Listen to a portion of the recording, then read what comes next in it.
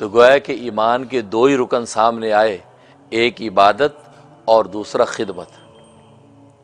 اس لیے کہ عبادت اس لیے کی جاتی ہے کہ اس عبادت کے ذریعے سے العظمت للہ، یہ چونکہ انسان کے اندر ہے اس لیے انسان عبادت کرتا ہے، اور العظمت للہ یہ ایمان کا پہلا رکن ہے۔ اور مخلوق جب دوسری مخلوق کی خدمت کرتی ہے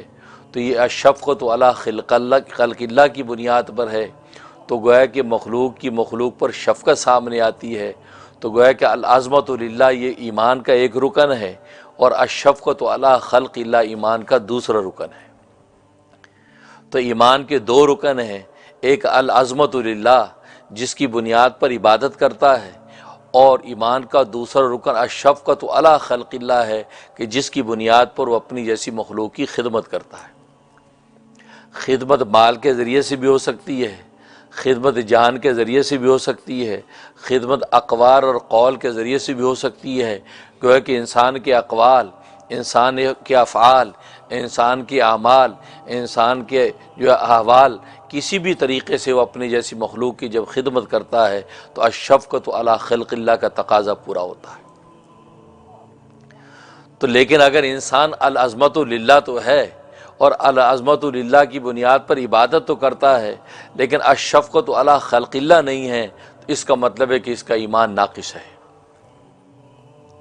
اور اگر الشفقۃ علی خلق اللہ تو ہے لیکن العظمت للہ کی بنیاد پر عبادت نہیں ہے، تو بھی کہیں گے کہ اس کا ایمان ناقص ہے۔ اور اگر دونوں نہیں ہیں کہ اس کے پاس العظمت للہ بھی نہیں ہے، اپنے اللہ کو بھی پہچانتا نہیں ہے، مرزوق اپنے رازق کو جانتا نہیں ہے، مخلوق اپنے خالق کو ڈھونڈتی نہیں ہے، اور مملوک اپنے مالک سے بے خبر ہے، تو گویا کہ اس کے پاس العظمت للہ بھی نہیں ہے اور الشفقۃ علی خلق اللہ بھی نہیں ہے کہ اپنے جیسے مخلوق کی خدمت کرے، ان کے حق کو ادا کرے، یہ بھی نہیں ہے، تو پھر تو یہ کورا ہے بالکل۔ اس کے لیے تو کسی قسم کے ایمان کا کوئی عنصر اس کے پاس نہیں ہے۔ لیکن اگر ان میں سے کوئی ایک ہے رکن اور دوسرا نہیں ہے تو اس کا ایمان ناقص ہوگا۔ اور اگر دونوں ارکان اس کے کامل ہیں، یہ العظمت للہ کی بنیاد پر اللہ کی عبادت بھی کرتا ہے اور الشفقۃ علی خلق اللہ کی بنیاد پر اپنے جیسے مخلوق کی خدمت بھی کرتا ہے، تو ہم کہیں گے یہ مومن کامل ہے، اس کا ایمان اللہ تبارک و تعالیٰ کے نزدیک مکمل ہو گیا۔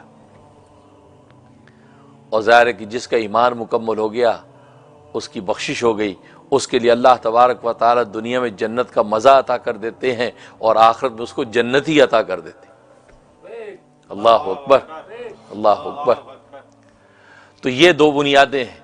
اور اسی بنیاد پر پورا دین کا خلاصہ چلتا ہے، اور قرآن کریم نے پورے دین کا خلاصہ انہی دو چیزوں کے اندر بند کیا، اور 1,24,000 کم و بیش انبیاء اکرام علیہم الصلاۃ والسلام جو تشریف لاتے ہیں، وہ یہی ایمان کی دو بنیادیں انسانوں کو بتاتے ہیں کہ اللہ تبارک و تعالیٰ کی عبادت کرو اور اپنے جیسے انسانوں کی خدمت کرو۔ جب یہ دونوں چیزیں تمہاری مکمل ہوں گی تو گویا کہ دنیا کے اندر بھی تمہارے لیے کامیابی کا فیصلہ ہے، اور آخرت کے اندر بھی تم اللہ تبارک و تعالیٰ کی نظر میں سرخرو ہو جاؤ گے۔ لیکن اگر تم نے اللہ کی عبادت کو کی،